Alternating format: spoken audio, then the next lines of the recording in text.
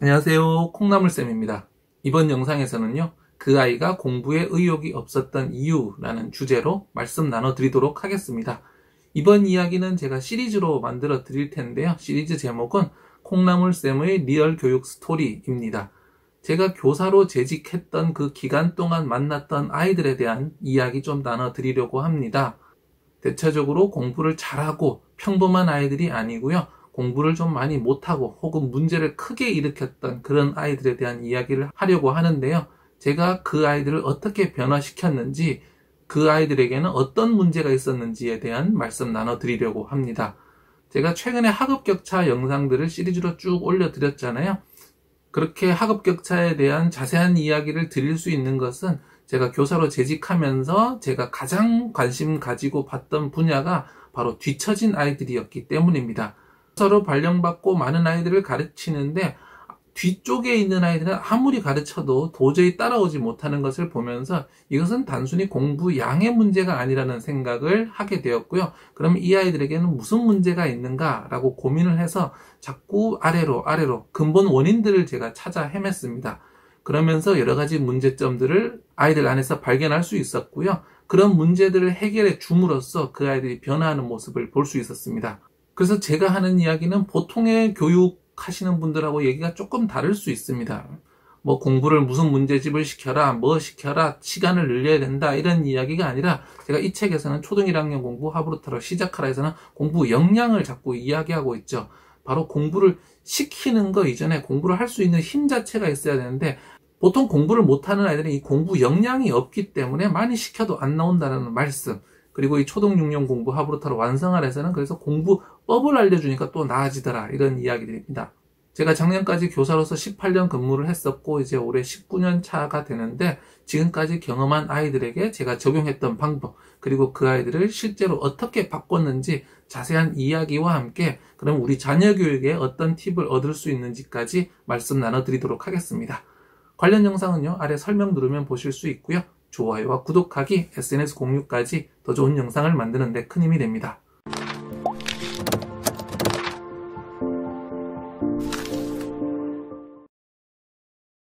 그 아이가 공부에 의욕이 없었던 이유, 첫 번째는요, 숙제도 하지 않고 공부도 전혀 하지 않던 그 아이에 대한 이야기 나눠드리도록 하겠습니다. 제가 교사가 되고 3년 차 때의 일입니다. 물론 어느 해나 그런 아이가 조금 있기는 한데 특히 그 해에는 아무것도 하지 않으려는 한 아이가 있었습니다. 학교에 숙제를 해서 오는 경우가 전혀 없었습니다.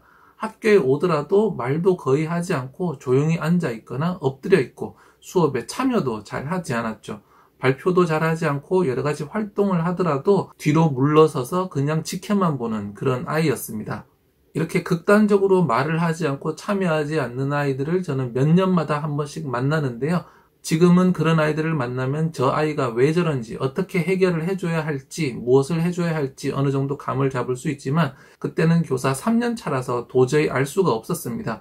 깊이 있는 이해를 하기보다는 그냥 단순히 저 녀석은 숙제도 안 해오고 태도가 너무 나쁘네, 벌을 주고 혼내서 태도를 고쳐야 되겠다라고 단순하게 생각을 한 거죠. 그래서 아이가 숙제를 안 해오면 불러서 혼도 내고 벌도 주고 남겨서 숙제를 하게 하고 또 안 해오면 다음날 또 혼내고 이런 일들이 계속해서 반복되고 있었습니다.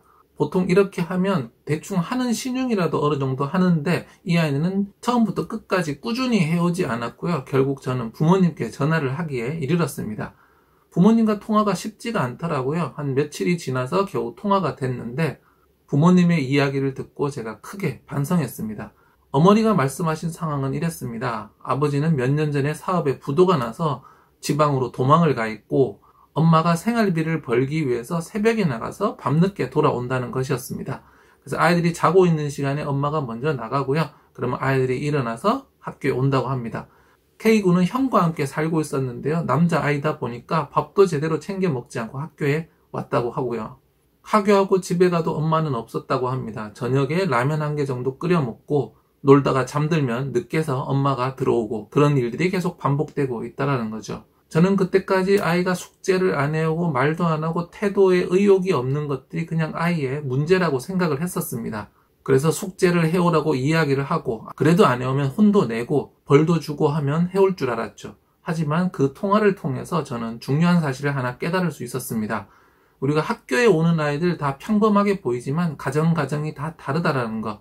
어떤 가정에서는 행복하고 즐겁고 웃으면서 학교를 다니는 아이도 있고요. 반대 가정에서는 가정이 붕괴 직전이라서 굉장히 불안하고 우울한 상황에 처한 아이도 있었습니다. 앞에서 제가 한 가지 말씀을 빠뜨렸는데요. 그 아이의 경우 형과 함께 있었는데 형이 약간 폭력성이 있어서 형에게 가끔 두드려 맞는 그런 경우도 있었다고 합니다.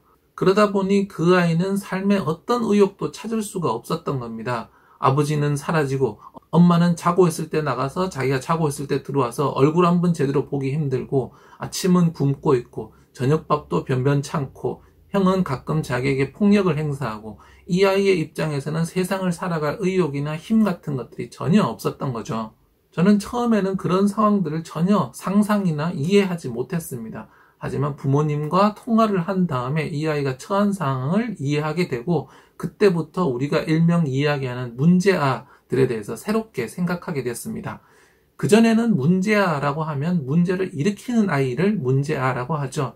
그때 이후로 저는 문제아를 새롭게 정의했습니다. 문제아는 문제에 빠진 아이, 문제를 일으키는 아이가 아니라 자기 스스로 문제에 빠져 있는 아이인 거죠. 문제아들은 자기가 자기 삶에 큰 문제에 빠져 있기 때문에 학교나 사회에서 일반적인 행동을 하지 않고 문제를 일으키게 되는 거죠. 우리는 흔히 어떤 아이가 문제를 일으키면 그 일으킨 문제에 초점을 맞추는데 좀 더 깊이 보면 그런 아이들은 인생에서 어떤 어려운 시기를 맞아서 자기 스스로 문제에 빠져 있기 때문에 비정상적인, 올바르지 않은, 긍정적이지 않은 행동을 하게 된다는 겁니다. 그 아이가 공부에 의욕이 없었던 이유, 두 번째는요, 정서 안정이 가장 먼저입니다 라는 말씀 나눠드리도록 하겠습니다. 아이들이 공부를 하기 위해서는요, 먼저 정서 안정이 첫 번째입니다.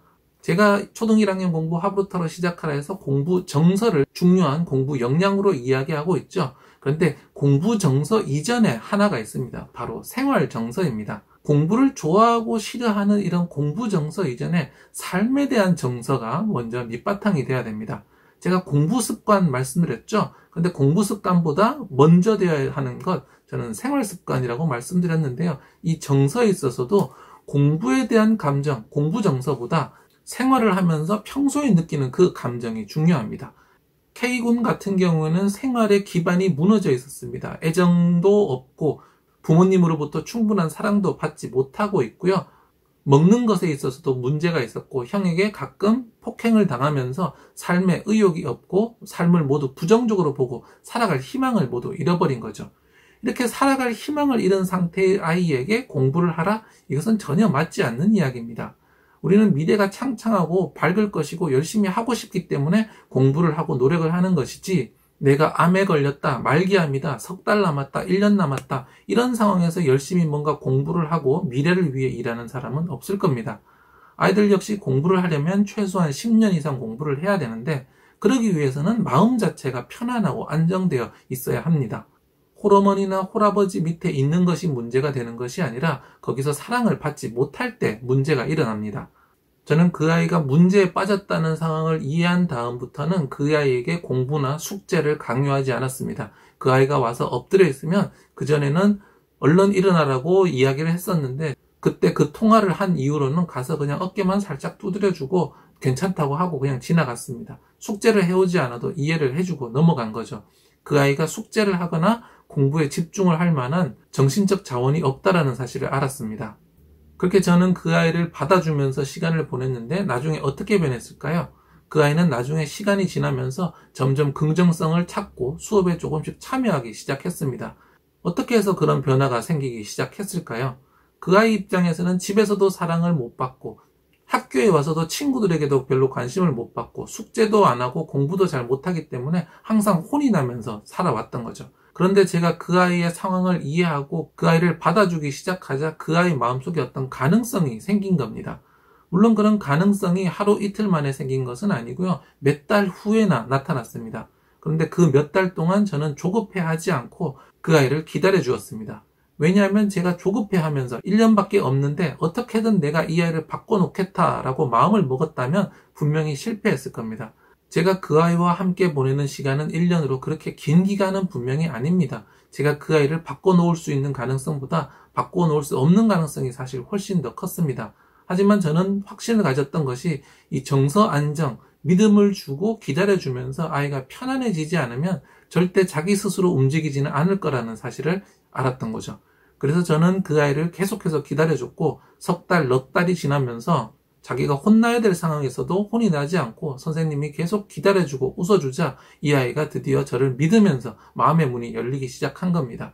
그러면서 조금씩 고개를 들고 수업에 참여하더라고요.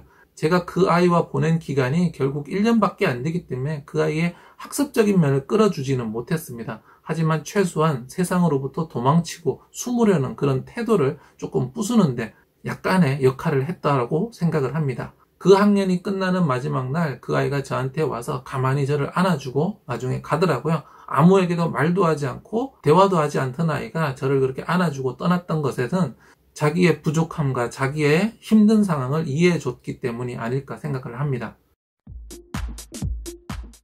우리 부모님께서는 공부에 가장 많은 관심을 가지실 건데요.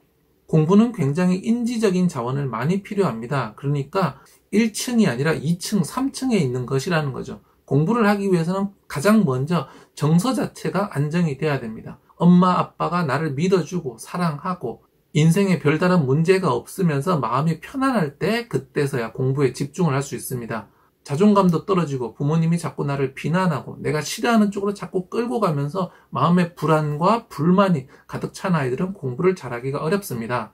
만약 우리 아이가 공부를 하지 않으려고 한다, 뭔가 자꾸 엇나가려고 한다라고 하면 공부 자체에 집중하지 마시고 공부 이전에 이 아이에게 뭐가 결핍되어 있는가를 한번 생각을 해보셔야 합니다.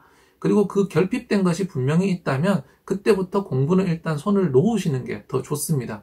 빨리 간다고 빨리 가는 게 아니거든요. 근본적인 문제를 해결하고 바르게 가면 어떤 일이든 늦지 않습니다. 인생에서 이 시기가 가장 빠른 시기거든요.